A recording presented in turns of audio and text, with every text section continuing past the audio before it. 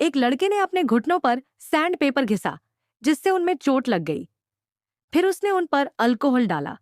बहुत तेज जलन हुई और वह तड़प उठा। उसके क्लासमेट्स हैरानी से देखने लगे। उन्होंने पूछा, तू ये क्या कर रहा है?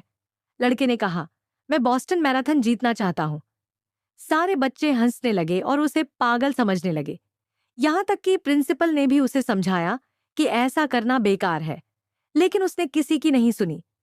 उसने अपने दोस्त को साइकिल चलाने को कहा और खुद को रस्सी से साइकिल से बांध लिया। थोड़ी देर दौड़ने के बाद उसकी ताकत जवाब दे गई, लेकिन साइकिल चलती रही। लड़का गिर गया और घसीटता चला गया। दोस्त ने भी कहा, अब बस कर। पर लड़का बहुत जिद्दी था। वह रुका नहीं। उसने जिम जाकर ताकत बढ़ानी शुरू की। वजन उठाकर पहाड़ चढ़ता, समतल जमीन पर उल्टा दौड़ता, ठंड के मौसम में बर्फ जैसे ठंडे पानी में कूदता। वो यह सब क्यों कर रहा था? क्योंकि उसकी माँ बहुत समय से कोमा में थी। वह कोई चमत्कार करना चाहता था जिससे उसकी माँ होश में आ जाए। 3 महीने की मेहनत के बाद उसने एक 10 किलोमीटर की दूरी तय की कि दौड़ में हिस्सा लिया। बर्फीली ठंड थी, लेकिन वह सिर्फ एक बनियान पहनकर दौड़ा।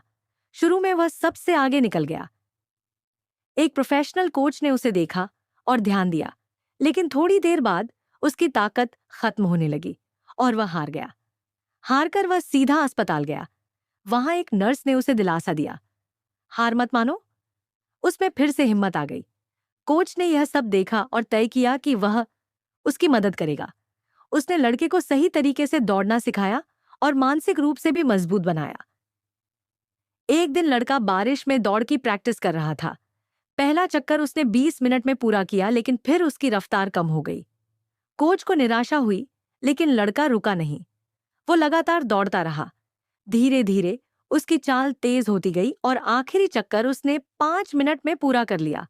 कोच ने हैरानी से पूछा, तूने ये कैसे किया? लड़के ने जवाब दिया, मैं अनाथ नहीं बनना चाहता।